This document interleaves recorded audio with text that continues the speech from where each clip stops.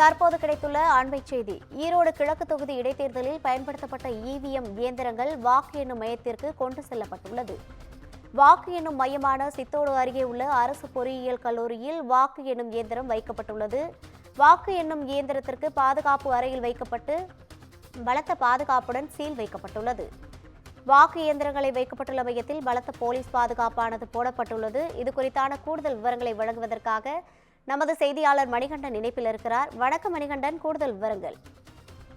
நிச்சயமாக ரவினா, ஈரோடு கிழக்கு தொகுதி இடைத்தேர்தலுக்கான வாக்குப்பதிவு நேற்று காலை 7 மணி முதல் மாலை 6 மணி வரை நடைபெற்றது.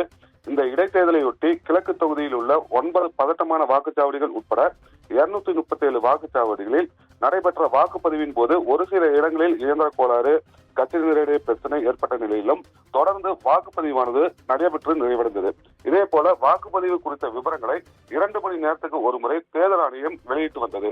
அதன்படி காலை 7 மணி முதல் மாலை 6 மணி வரை நடைபெற்ற வாக்குப்பதிவில் மொத்தம் 67.97% வாக்குகள் பதிவாகியுள்ளதாக தெரிவிக்கப்பட்டுள்ளது.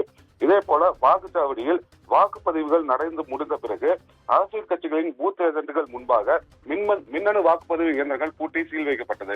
பின்னர் அனைத்து மின்னணு வாக்குப்பதிவு இயந்திரங்களும் துப்பாக்கி ஏந்திய போலீஸ் பாதுகாப்புடன் ஜிபிஎஸ் பொருத்தப்பட்ட வாகனம் மூலம் வாக்கு எண்ணும் மையமான சித்தோடு அருகில் உள்ள அரசு பொறியியல் கல்லூரிக்கு கொண்டு செல்லும் பணி நடைபெற்றது.